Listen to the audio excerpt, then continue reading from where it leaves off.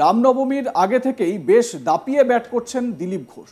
যেখানে যাচ্ছেন তৃণমূল নেতা নেত্রীতে ধুয়ে দিচ্ছেন এবং হিন্দুদের পাশে দাঁড়িয়ে যেভাবে এক এক করে খেলা ঘোরাচ্ছেন তাতে বেশ অনেকটাই অ্যাডভান্টেজে প্রাক্তন রাজ্য সভাপতি দিলীপ ঘোষ। মোথাবাড়িতে হিন্দুদের উপর আক্রমণ ও যোগ্য শিক্ষক এবং শিক্ষাকর্মীর চাকরি চুরির প্রতিবাদে মালদা জেলা শাসক অভিযান থেকে সরাসরি এবার রাজ্য সরকারকে আক্রমণ করে কড়া ভাষায় নিজেকে চিনিয়ে দিলেন দিলীপ ঘোষ। তিনি বলেন, রামনবমী হিন্দুদের উৎসব, হিন্দুর বাড়ি লুট করে মিষ্টি খাইয়ে সম্প্রীতি করতে দেব না। আমার বাড়ি লুট করে আমাকে মিষ্টি খাওয়াচ্ছে, সেই সব দিন চলে গিয়েছে। হুঙ্কার দিচ্ছেন রাজ্য বিজেপির প্রাক্তন সভাপতি দিলীপ ঘোষ। শুনুন। রামনবমী ও সম্প্রীতি উৎসব নয়, হিন্দুদের উৎসব। আমাদের রাষ্ট্রপুরুষ, আমাদের মর্যাদা পুরুষোত্তম রামের জন্মতিথি। কেউ যদি তাকে পূর্বপুরুষ মনে করে, ওয়েলকাম।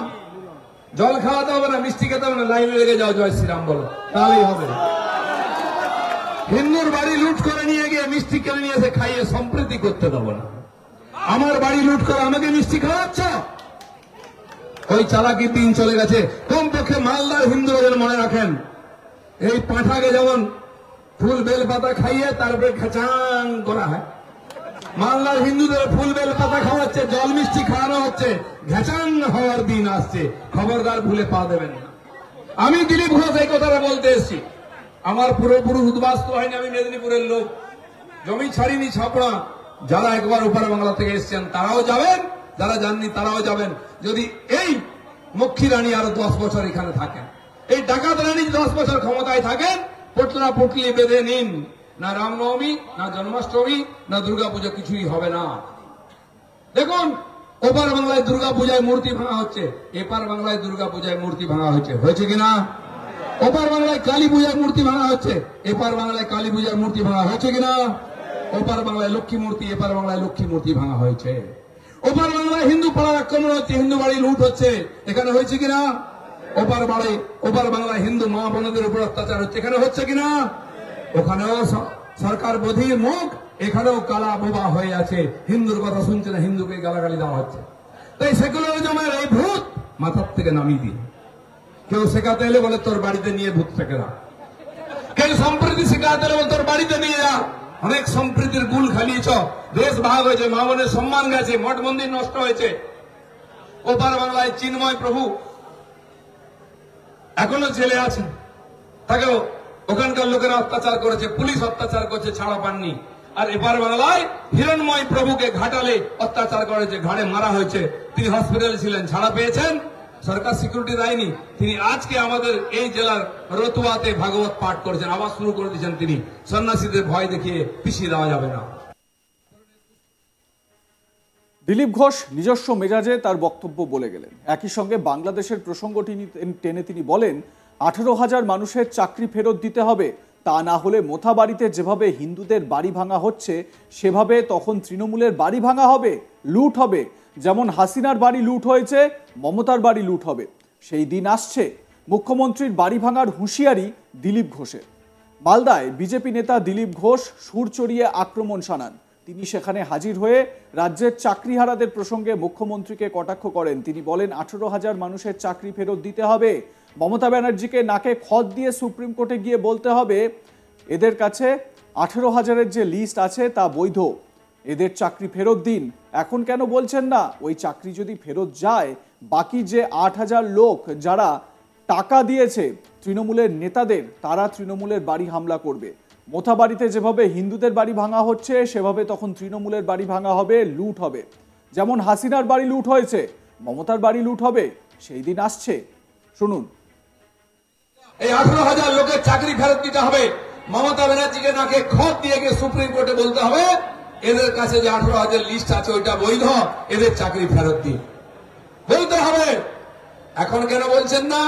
না, ওই চাকরি যদি ফেরত যায়, বাকি যে 8,000 লোক যারা টাকা দিয়েছেন টিএমসি নেতাদেরকে, তারা তখন টিএমসি নেতাদের বাড়ি আক্রমণ করবে। মোথাবাড়ি হিন্দুর বাড়ি ভাঙা হয়েছে, তখন টিএমসি লোকেদের বাড়ি ভাঙা হবে, লুট হবে। যেমন হাসিনার বাড়ি লুট হয়েছে, মমতার বাড়ি লুট হবে। সেই দিন আসছে।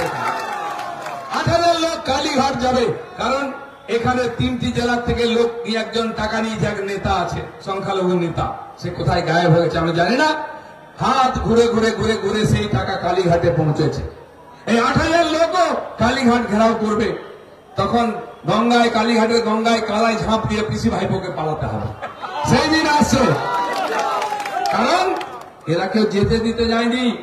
পার্থবাবুর মতো লোকেরা বলেছিলেন, এই শোন, এমএলএ বলেছেন 25টা নাম দিবি, 10 লাখ টাকা করে দিয়ে পাঠিয়ে দিবি, চাকরি হয়ে যাবে। তারা খুব চালাকি করেছেন, 25-এর জায়গায় 30টা নাম দিয়েছেন, 25টা পাঠিয়েছেন। 10 লাখের জায়গায় 15 লাখ নিয়েছেন, নিজের কাছে 5 লাখ রেখে নিয়েছেন। 2.5 কোটি টাকা পাচ্ছেন পার্থবাবু, আর 1.25 কোটি টাকা পাচ্ছেন যে নেতা, যে এমএলএ কালেকশন করছেন। লোকাল নেতা বাদ নয়, সবাই ভাগ পেয়েছেন, প্রসাদ পেয়েছেন। তো প্রসাদ যখন খেয়েছেন, তাহলে খাড়ার ঘাও খেতে হবে, সেই বলি দেওয়ার দিন আসছে।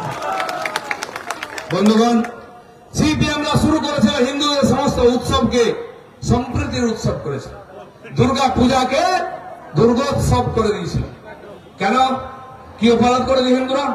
আমরা নিষ্ঠার সঙ্গে উপবাস করে, শ্রদ্ধার সঙ্গে পুজো করি, উপবাস করি, মায়েরা উপবাস করে, তাকে সম্প্রীতির কেন করে দিচ্ছ?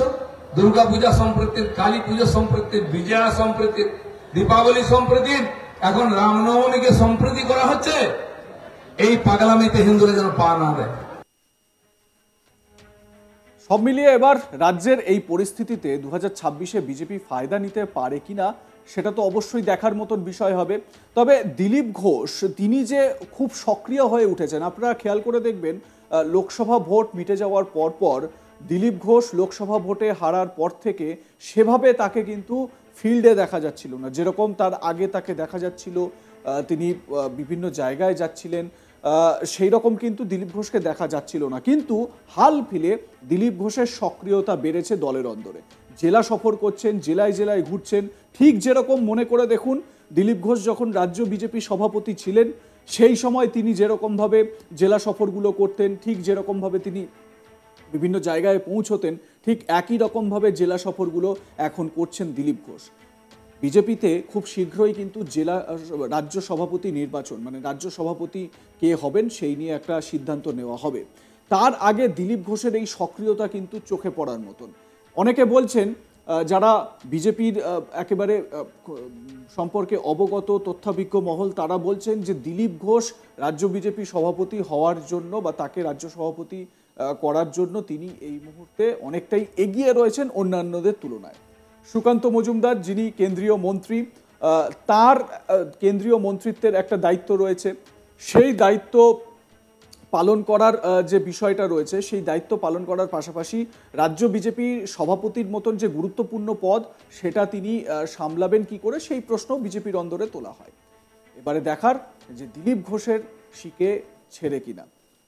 আপনাদের কি বলার আছে বিষয়ে আপনাদের মতামত জানান। দেখতে থাকুন আজ তাক বাংলা, সাবস্ক্রাইব করুন আমাদের ইউটিউব চ্যানেলটি।